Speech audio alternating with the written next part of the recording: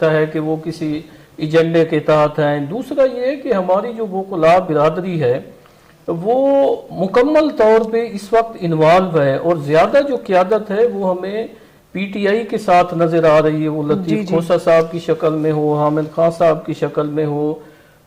मरवत साहब की शक्ल में हो, या दीगर जो उनकी क़यादत है एतजाज़ एहसन साहब की शक्ल में हो, चेयरमैन पीटीआई बैरिस्टर गौहर साहब हैं उनकी तरफ से हो,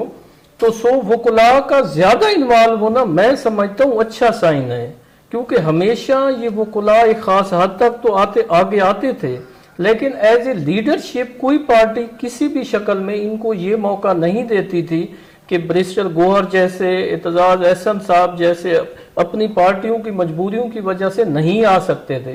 अब बहरहाल वकला के पास एक बहुत गोल्डन चांस है, काले कोटों को पॉलिटिकल पार्टी मिल गई। अब इस वक्त जब एक बहुत बड़ा हम इलेक्शन की तरफ जा रहे हैं जिसपे पूरी दुनिया देख रही है, हमारा पूरी होल कौम देख रही है कि ये फ्री एंड फेयर होंगे नहीं होंगे, इमरान खान इलेक्शन लड़ेंगे नहीं लड़ेंगे, कौन सी पार्टी कहाँ पे खड़ी होगी, कोई नई पीडीएम आएगी, कितनी अक्सरियत होगी, मखलूत हुकूमत होगी, तो उसमें इनका रोल बढ़ गया है। और फिर एक बहुत बड़ी तादाद जो है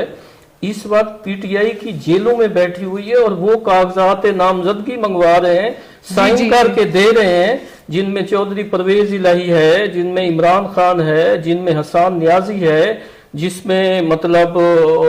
अपना महमूद रशीद साहब है, इजाज चौधरी साहब है, शमीम नकवी है, उमर सरफराज चीमा है, अमजद नियाजी है, हलीम आदिल शेख है,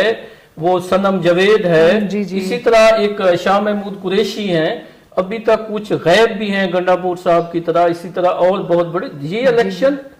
डिफरेंट होगा और इसका जो मिजाज होगा, इसके जो नतायज होंगे वो मुख्तलिफ होंगे। फिर ये भी कहा जा रहा है कि सैफर में सजा हो जाएगी, तोशा खाना में हो जाएगी, कौन कहाँ से इलेक्शन लड़ेगा, नवाज शरीफ साहब कहाँ से लड़ेंगे, इमरान खान कहाँ से लड़ेगा, माजी में कौन, मतलब एक बड़ी डिस्कशन शुरू हो गई है। तो मैं समझता हूँ कि ये इलेक्शन जो है ये पिछले तमाम इलेक्शन से मुख्तलिफ होगा, निराला इलेक्शन होगा। सिर्फ हम जीशान साहब को गुफ्तगू में शामिल करते हैं। जीशान साहब,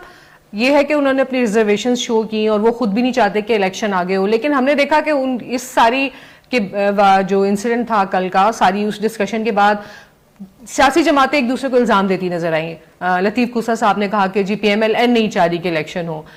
उधर से पीएमएलएन ने कहा कि जी पीटीआई नहीं चाह रही कि इलेक्शन हो। तो कौन चाह रहा है कि इलेक्शन ना हो? ये तो बड़ी वाज़ेह बात है। जो बैर नियाजी साहब जो गए थे कोर्ट में, वो देख लें किस जमात के नुमाइंदे हैं और कौन सी जमात नहीं चाह रही कि इलेक्शन प्रोलॉन्ग हो। पीएमएलएन का तो बिल्कुल वाज़ेह है, आप देख लें कि किसी सियासी जमात में इतने इजलास नहीं किए। पूरे मुल्क से जो पार्लिमानी बोर्ड के इजलास हो रहे हैं, बल्कि मैं खुद भी कल लाहौर में ही था,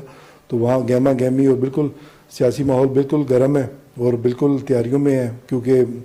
अब 26 तारीख तक लगातार पार्लिमानी बोर्ड के इजलास जारी हैं, जिसमें टिकट होल्डर्स जो अप्लाई किया हुआ है वो भी जो दर जो वहाँ शामिल हो रहे हैं वो अप्लाई किया हुआ है उन्होंने। बल्कि पीएमएलएन तो शुरू दिन से चाहती है कि इलेक्शन टाइम पे हो, क्योंकि हमारा मुल्क तो जो इलेक्शन लेट होने का मुतहम्मिल हो ही नहीं सकता, क्योंकि आगे जो हालात है, जैसे तनौली साहब ने बात की कि माशी हालात देखें, बाकी चीज़ें, जब